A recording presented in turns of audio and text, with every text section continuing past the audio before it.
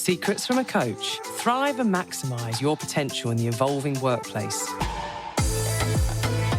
Your weekly podcast with Debbie Green of Wishfish and Laura Thompson-Staveley of Phenomenal Training.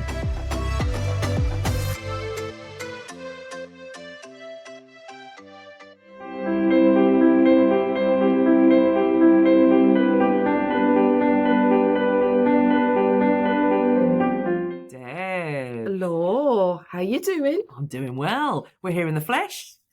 We are. Everyone can see that, which is a real bonus, actually. Yes. Just as well. You're sounding well.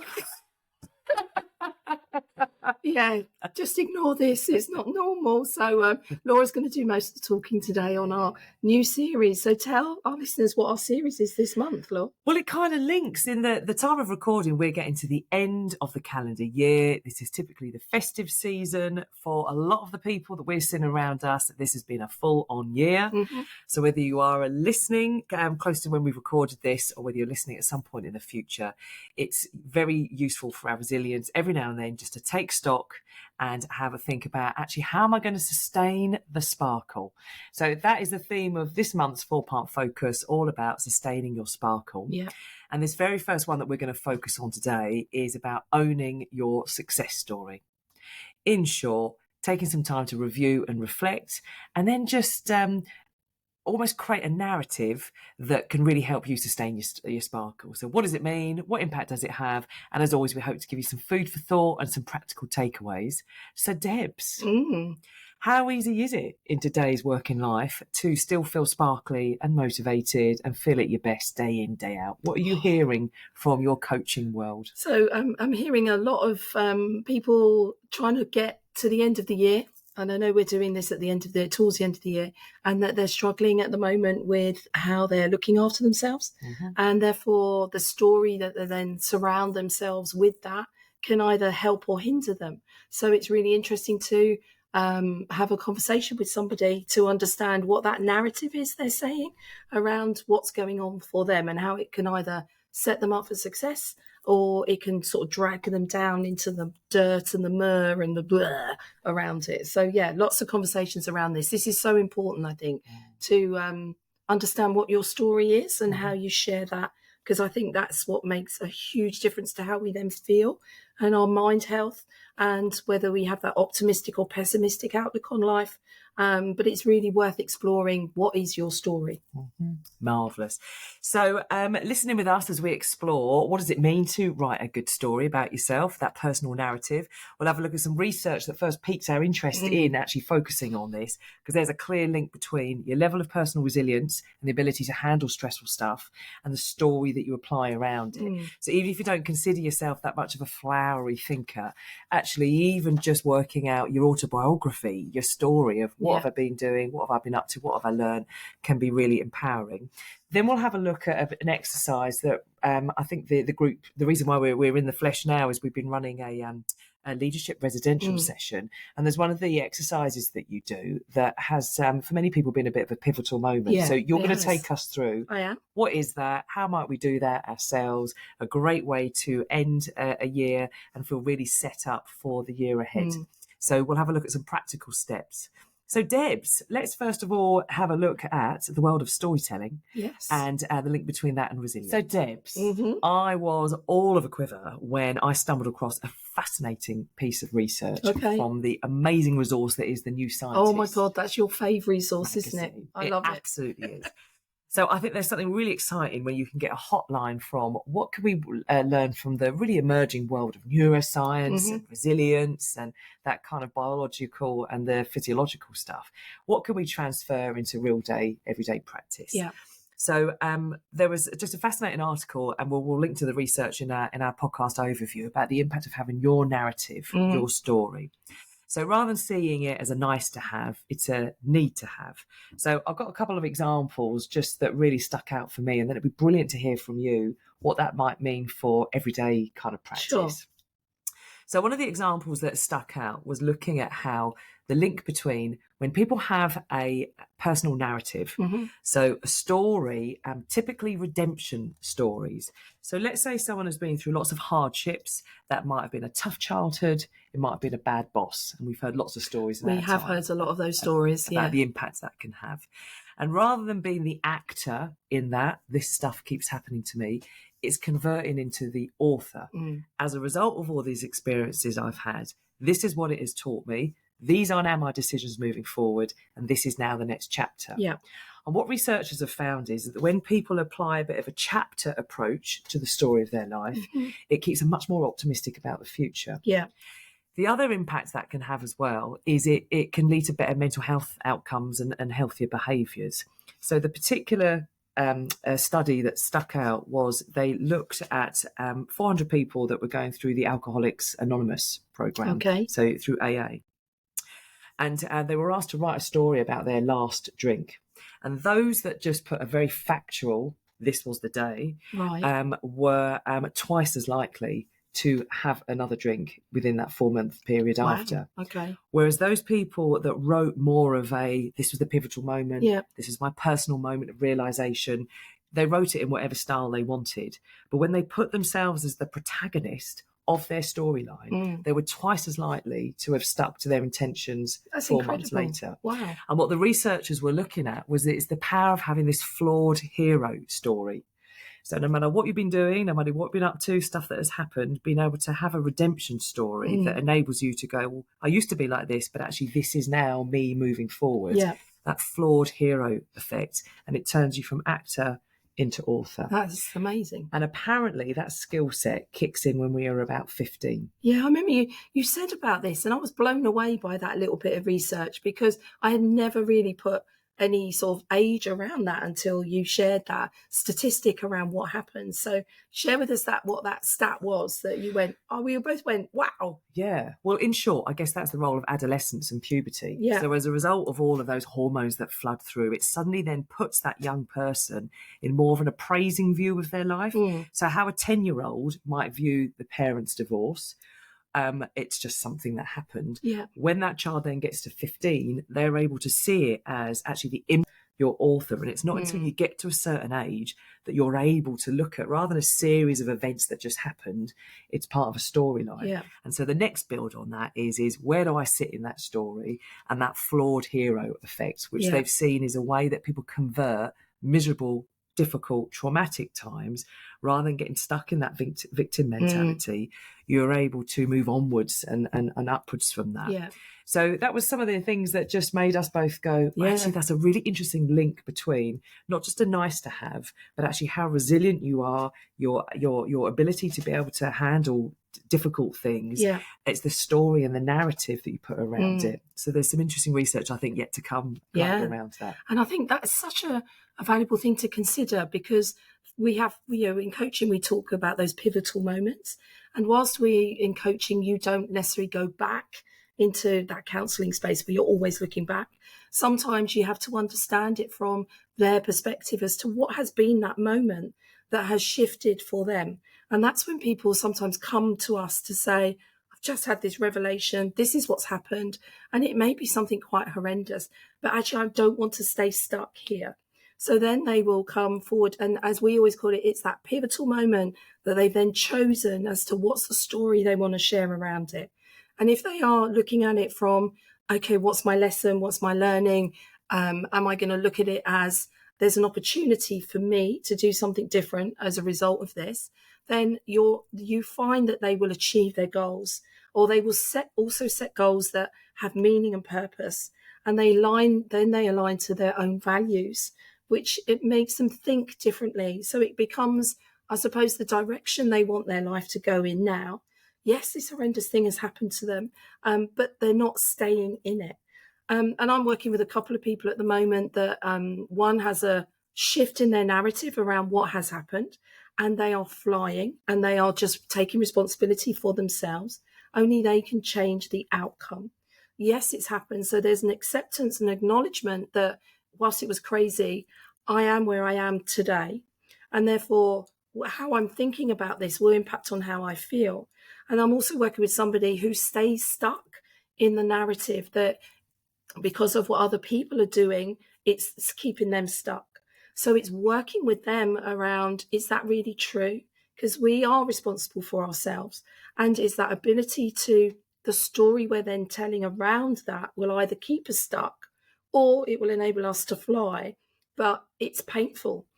Sometimes we don't want to look in the mirror and go, oh my God, this is who I'm turned into, because that's not who we truly are. So the ability to stop and just pause for a moment and say, acknowledge that this has happened. Valuing yourself is super important.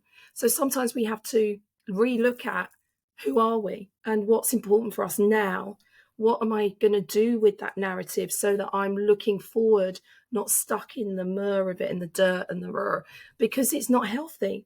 And you can see it playing out. And there is always a moment in time where, as a coach, you can share your observations, right?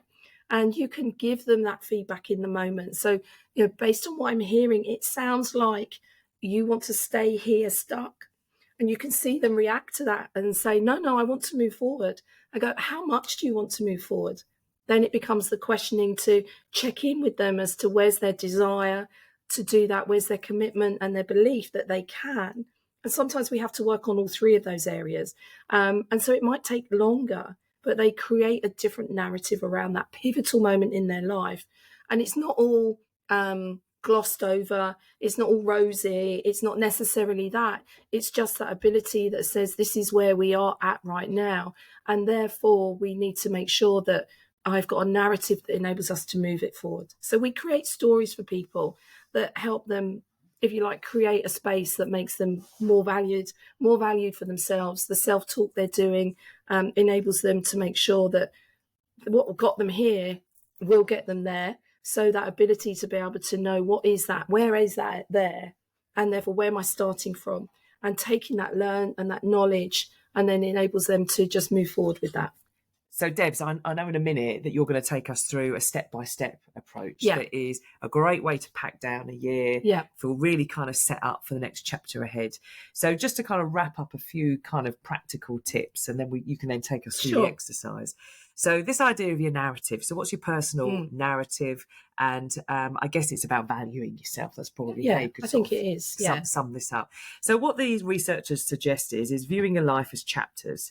So it takes a moment to scan, actually. You might have it pretty secure in your mind about your early years chapters because you probably talked about it a lot. But what's been really interesting, Debs, is just even today with a group of about 20 people, about 6 to 7 people have directly made a link to the pandemic having been a bit of a pivotal moment. Yeah, absolutely. Whether they've seen some behaviours around them where they've thought, I never want to be like that kind of leader, or whether they've made some decisions that's just, reshifted their approach to work.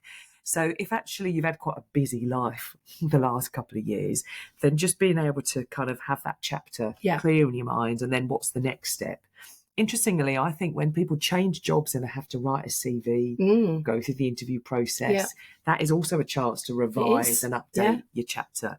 So for anyone who's been in the same role for quite a while, actually, have you taken a moment to just appraise what is the most recent chapter in my working life and life in general? What have I taken from that? What have been some of the things that were adversities or challenges, and what have I learned from that?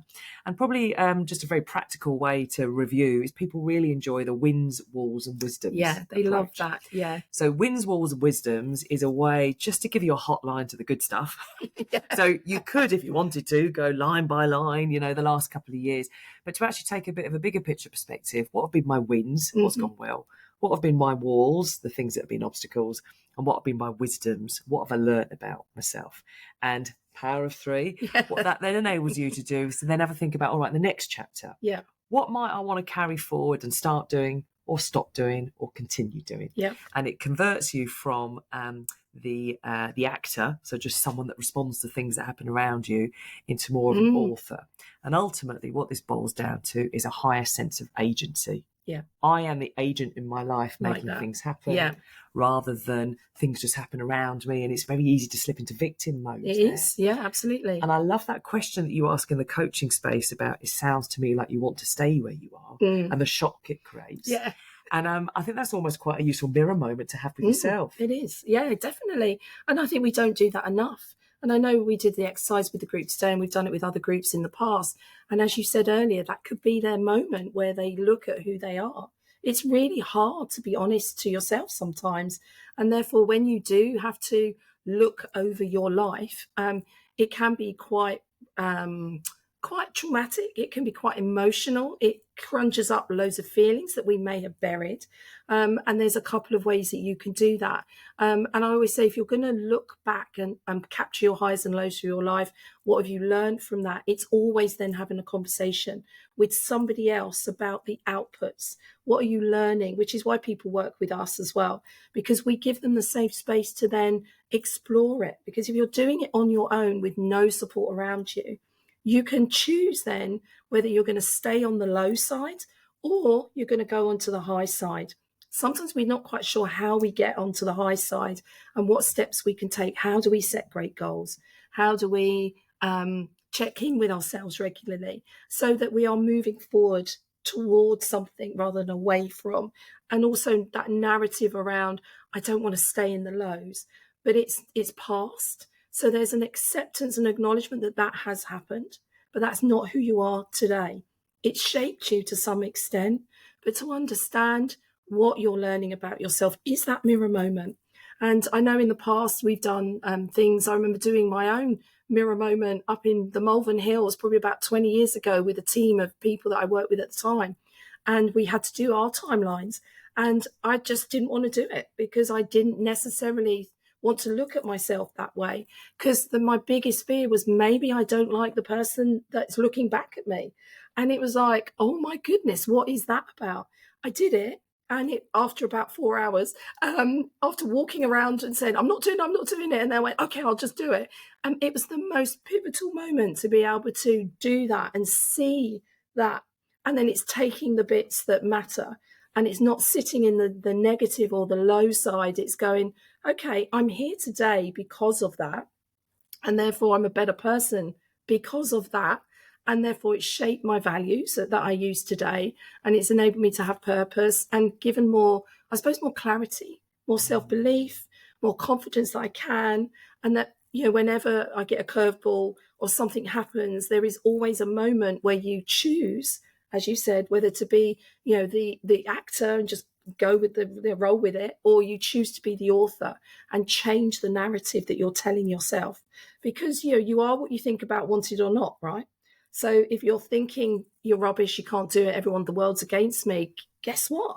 That's how it will come across to others. So we are the author of our mind talk and our self-talk, and we can change that narrative. And the more we do it, the better it is for us, but also for those around us, so that we then surround ourselves with people that understand us more, that want to support, that want to help, guide, whatever.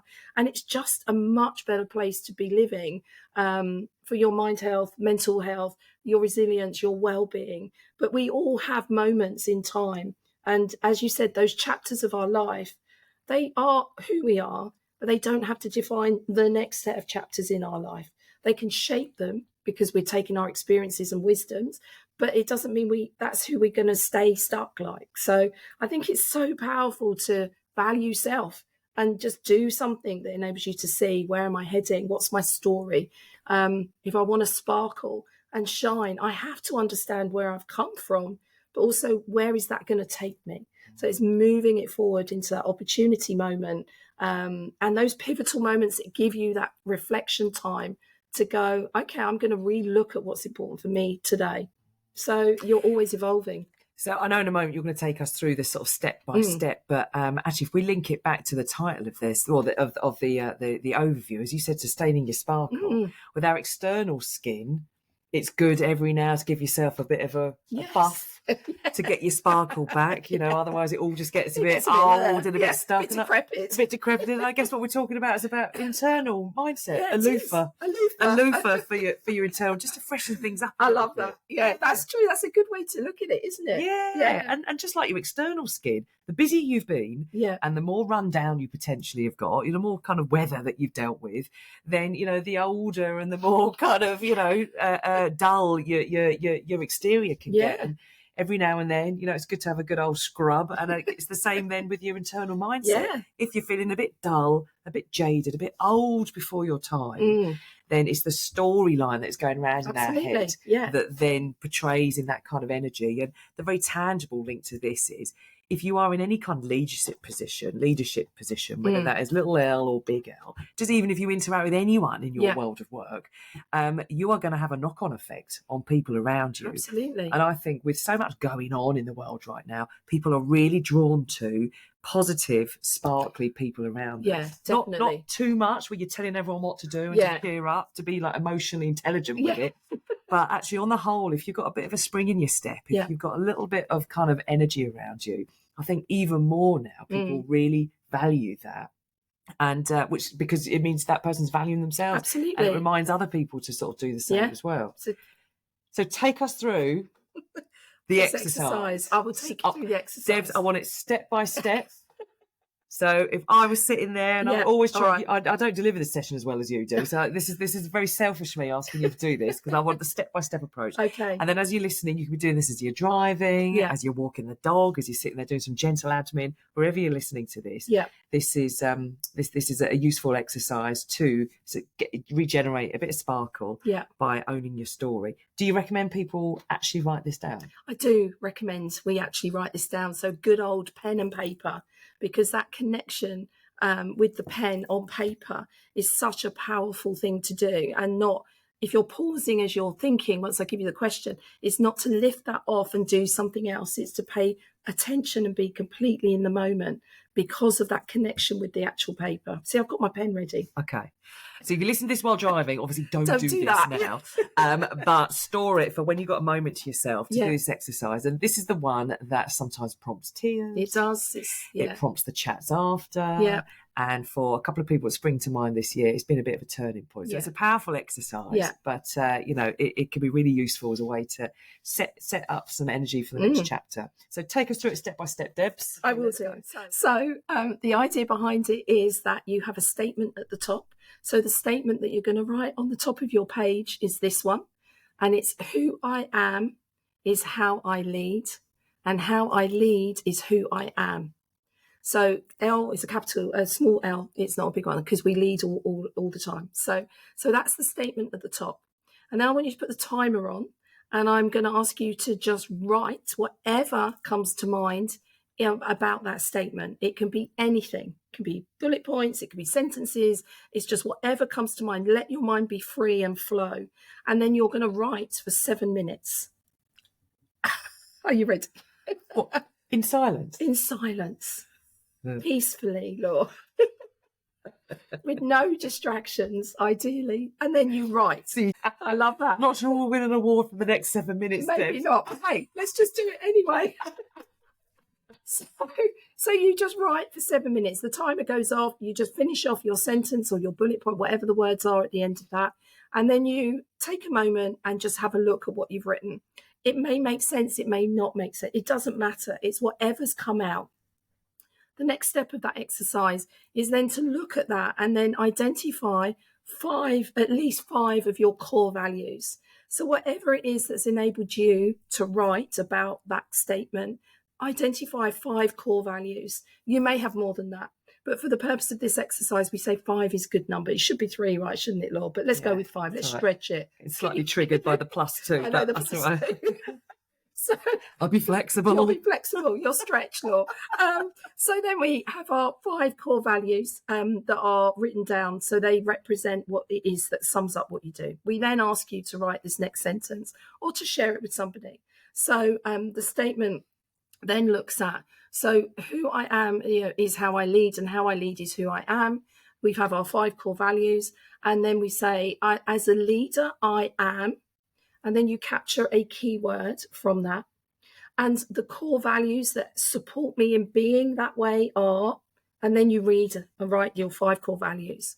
And then if you're sharing this with somebody, they're listening to what you have to say, which is super powerful. And then what they will give you feedback around, very important, is just an acknowledgement. So what I appreciate about what you've just shared with me about being that leader is, and then you share how you feel, how they made you feel as a result of what they shared with you. And it's such a powerful exercise. You can do this on your own as well. My encouragement is always to share it with somebody, because you learn something as you're reading it out loud as well. That then becomes the start of your narrative, your story. And is that the one you want to create? It's better to do it with someone, because they hear it, you hear it. You can do it on your own. And it's just then the reflection time to just sit and then capture, how does that make me feel? If I'm doing this on my own and I've read that, I'm going to give myself some feedback. So how do I feel now I'm reading this? Where is that feeling sitting in my body? What am I going to do with this information now? And then after a couple of days, you start to build on that by creating your new narrative, but using what you've captured so it becomes part of you. So then when somebody says something to you and you say, tell me who you are, you can instantly access that based on what you've already written. It's such a powerful exercise to do. I normally say 7 minutes. Ideally do it for 15, but that's quite a long time sometimes. But the more you let your brain just flow and you just write, the deeper you sometimes go into what's at your core. And that is the pivotal moment for people as well. So they then have their narrative. It's their life, and it's their acknowledgement of who they are, which is so, so valuable to be able to do that. And then they can start thinking about how they want to think, and then how they therefore feel, how they therefore behave. Do they need to make some adjustments? Do they like what they're reading? So they want to build on that. So again, it's a good thing to do. Oh, it's lovely. Love it. Love it. And, it then enables you to then look at what potentially I've heard it being described as the golden thread. Yes. So when you then pause and reflect and you think it's all led me to this particular scenario. So let's say, for example, you are really passionate about health and safety, for example. When you actually sort of pause and you look at, that's the reason why. That is the reason why. Those are the things that I'm interested in. It's that kind of golden thread. Yeah. So it can then sort of unleash that kind of genuine energy that's there. Yeah. I'm on purpose. I think the other benefit as well is it can also reveal the invisible handcuffs. Yes. That have been potentially there holding you back. Holding you back. Yeah, good catch. Didn't we hear a brilliant story today about someone was saying they were worried in the first half of their career that they weren't going to be cut out for being a manager or a leader because they saw some very assertive and aggressive and very out there behaviours, thinking, I'm just not that type of person. I'm never going to be cut out for a leader. And then the moment of, well, that's how they did it. Yeah. Actually, what's my way? What's the way that I want to do it?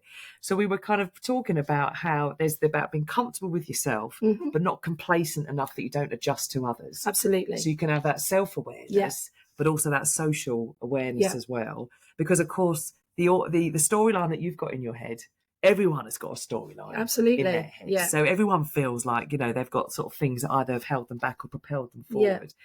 So if you are working with others, being able to enable people to feel empowered and to feel looking forward to the future, not because they're going to be holding themselves back, but all of that background can propel you forward. Yeah. It's a really powerful exercise to do.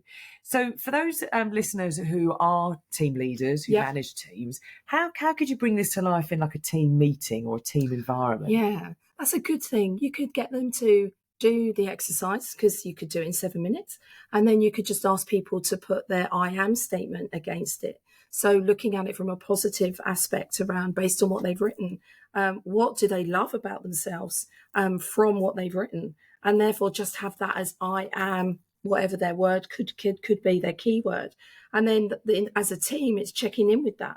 So you could get the team to go around the room and check in with, my name is, and I am fab, or I am amazing, or I am super special, whatever the word might be. And it just, you can feel the energy lift and the vibe shifts with it as well. So I think that's something you could do around it. Yeah, but you have to have trust within the team, though, to do that. Absolutely. And even the people that initially go, this is like living hell, having to talk about myself positively, even that is a bit of an eye-opener. It is, yeah. Because what impact does that constant internal narrative of I'm not good enough, everyone's better than me, etc., it's not healthy. Can really grind you down then at some point. And then you start believing that narrative because you've twisted it so much to fit. So therefore, sometimes it's hard to untwist it. And that's where, by talking about it, talking it through, you can see it for what it is. And that's where talking to somebody enables them to just listen. And they go, but I don't see that. so they can observe it. And that's, obviously the work that we do with people is we are their mirror sometimes. So they share it and we're able to share observations or replay back what we've heard them say about themselves and ask them if that's how they really want to have that story about them, yes or no. And it's always, oh God, no, I don't want that. So then you start the work on, okay, so what does that look like? How do we set some goals around that? So it then becomes part of a bigger conversation, which is magic. Love it. So this has been our first focus, looking at our 4-part series of sustaining your sparkle. Yeah. What better time to take stock, to revel in the highs and the lows and the learns at the end of a calendar year, to then get set up for the year ahead. So whatever time of year you're listening to this, if life has been a bit full on recently, then taking some of that time just to reflect on your storyline is not only useful from a confidence point of view, but all part of good mental health. And how you kind of see stuff. So whether it is coming up with your own flawed hero effect storyline, whether it's reappraising some of those chapters in your life, it's about shifting from actor to author, and the impact it can then have on others as well is kind of, you can feel it in the room. So if you're feeling a little bit dull, get the mental loofah out. I love that. I really give yourself a bit of a buff, and if not now, then when? Because it's every day passes, and it's all another page in the book, etc. Absolutely. So we're really looking forward to our next instalment, which will be building on this theme of sustaining your sparkle. As always, Debs, we like to link practical to action.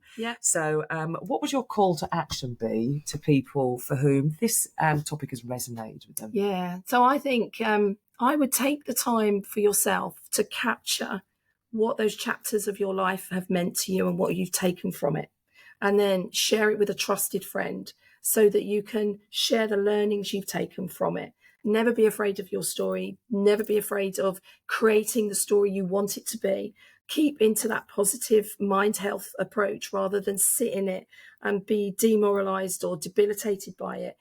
Create that ability to move forward and keep moving forward. Doesn't matter how big or small steps. It's just keeping that moving forward. So you acknowledge what's important and make it happen. So do it. Love it. My share the secret is twofold. Oh. So if you are asking someone to do that exercise with you, get them to listen to this. And then it just means they're a bit prepared and they're kind of, they know where you're coming from. In the zone.